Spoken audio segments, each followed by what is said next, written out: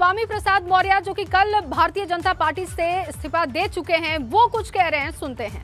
आरक्षण व्यवस्था को बिल्कुल जड़ से खत्म करने की साजिश कर रहे हैं। जहां पर आरक्षण से लोग चयनित होते हैं, ऐसे सरकारी प्रतिष्ठान, चाहे राष्ट्रीय सरकारी प्रतिष्ठान हो, चाहे प्रांतीय सरकारी प्रतिष्ठान हो, सरकारी प्रतिष्ठान के साथ साथ अर्ध सरकारी और साथ ही सरकार द्वारा अनुदानित, सरकार द्वारा सहायता प्राप्त, सरकार द्वारा पोषित जितनी भी संस्थाएं हैं, सभी में आरक्षण के माध्यम से भर्तियां होती हैं और इन सभी संस्थानों को बारी बारी से ये निजी क्षेत्रों में दे रहे हैं। और निजी क्षेत्रों में जाने का मतलब आरक्षित वर्ग के लोगों का आरक्षण का सूपा साफ।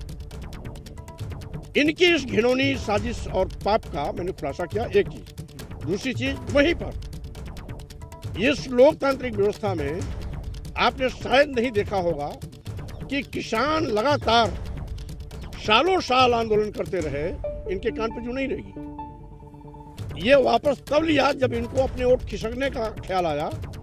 किसान के हितों की रक्षा में नहीं किया, वोट बचाने के लिए किया। वहीं पर बेरोजगार नौजवानों पर लाठियां बाजी गई। रोजगार की बात करता था। आउटसोर्सिंग भर्तियों के माध्यम से बेरोजगार नौजवानों का शोषण है। जब सरकार पर आर्थिक व्यय पूरा पड़ रहा है, तो वो पूरा लाभ भी बेरोजगार नौजवान जो चयनित हो रहा है उसको जाना चाहिए। ये आउटसोर्सिंग कंपनियों, बिचौलियों, दलालों को मोटा कर रहे हैं, क्योंकि वो इनके लोग हैं।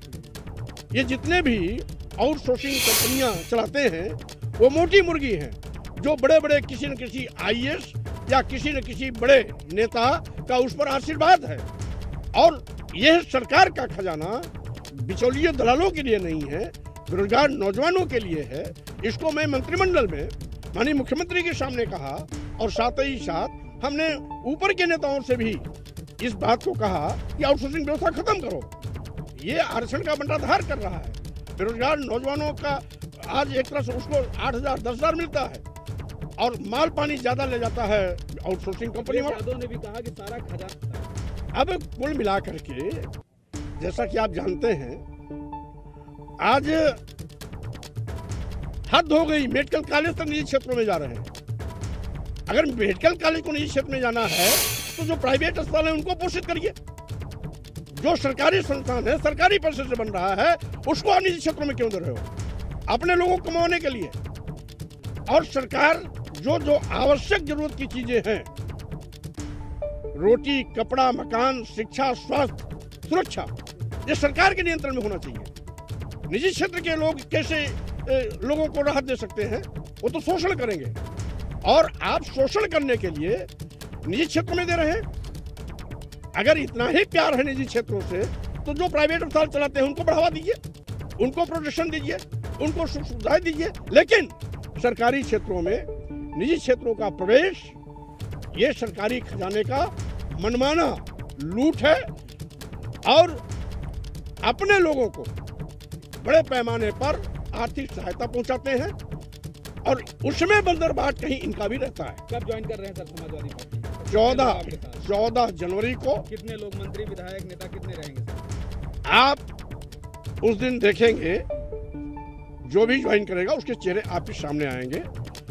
जैसा कि मैंने कल भी कहा, 2 दिन तक हम संवाद में रहेंगे। आपके हाथ में है ना सर, मतलब लोग छिटकेंगे तो नहीं? जो आपसे वादा किएगा आप साथ जाएंगे? हमने आपको पहले भी कहा, मैं न पहले कभी किसी से बात करता हूँ, न आज कर रहा हूँ। जो आएगा स्वागत।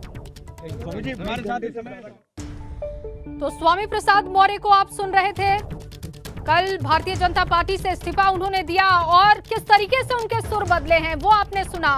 आरक्षण के मुद्दे को लेकर भारतीय जनता पार्टी को घेरा, किसानों की अनदेखी का मुद्दा, आउटसोर्सिंग का मुद्दा, इन तमाम मुद्दों को उठाकर उन्होंने घेरा। लेकिन सूत्रों के हवाले से ये खबर है कि बेटे के लिए टिकट की मांग कर रहे थे स्वामी प्रसाद मौर्य, जिसके बाद ये स्थिति बनी। हालांकि 14 जनवरी का भरोसा उन्होंने दिया है। उनके साथ बहुत सारे लोग जो कि अन्य दल को ज्वाइन करेंगे, लेकिन उन्होंने कहा कि अभी ये झांकी है, अभी पूरी तस्वीर बाकी है और 14 जनवरी को वो पूरी तस्वीर साफ भी होगी। इस बड़ी खबर पर हम बने रहेंगे।